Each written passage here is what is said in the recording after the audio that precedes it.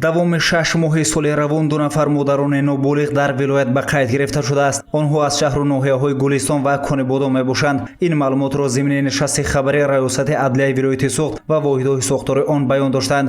Ҳамчунин ба мавзӯи никоҳи ноболиғон намояндаи мақомоти иҷроии ҳукумати давлатии вилояти Суғд гуфт ки тибқи ҳалномаи судӣ шаҳрвандони ноболиғ низ ба шавҳар баромада метавонанд.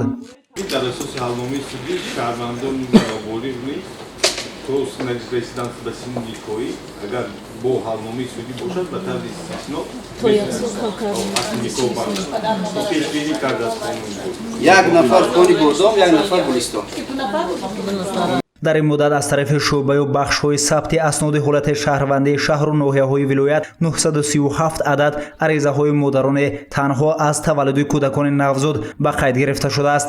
ин нишон дод нисбат ба ҳамин давраи соли гузашта 144 ҳолат зиёд мебошад. теъдоди зиёди модарони танҳо дар шаҳру ноҳияҳои Бобоҷон Ғафуров 21 адад, Зафаробод 20 адад, Исаравшан 23 адад, Исфара 37 адад, Панҷакент 54 адад ба қайд гирифта шудааст. сабти муқаррар кардани падарӣ бошад дар вилоят 1524 адад нишон дода шудааст. аз ин шумора 424 адад қайди ақди никоҳи падару модар ба расмият дароварда шудааст. модарони танҳо ё қайди падарӣ чист? дар ин бора Фарахманд Нарзизода, мутахассиси пешбари шӯъбаи асноди ҳолати шаҳрвандии раёсати адлияи вилояти Суғд чунин посух дод. модарони танҳо чӣ гуфтаги гап? модарони танҳо он нафароне ки дар ақди никоҳ масалан қарор надоранд байни зану шавҳар, аллакай ин модари танҳо ба расмият дароварда мешавад ва хеле муқаррар намудани падарӣ гуфтед. ан ҳамон модарони танҳое ки имрӯз ҳолати падарии онҳо муайян карда мешавад, тавассути ба қайдгирии муқаррар намудани падарӣ анҷом дода мешавад. мавзӯи мазкур дар нишасти хабарии раёсати кумитаи кор бо занон ва оилаи назди мақомоти иҷрои ҳукумати давлати вилояти Суғд низ мавриди пурсиш қарор дода шуд.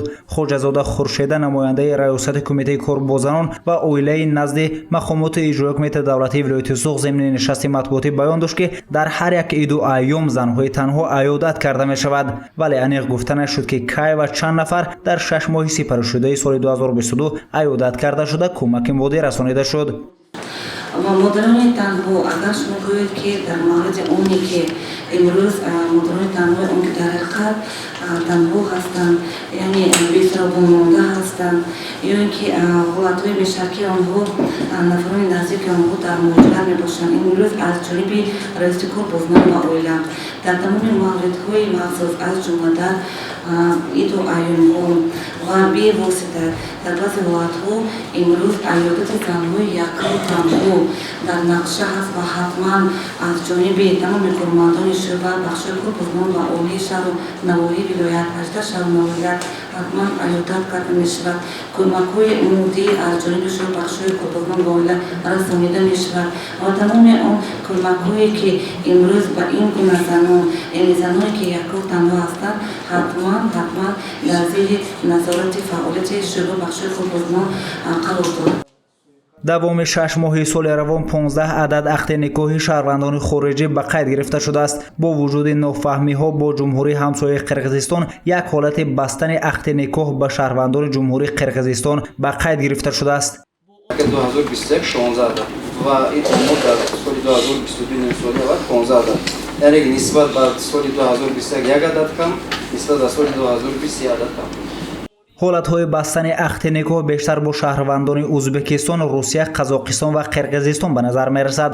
шаҳрвандоне ки бо шаҳрвандони хориҷӣ ақди никоҳ бастанд, онҳо аз Панҷакент, Хуҷанд, Ҷаббор Расулов ба ҳисоб мераванд.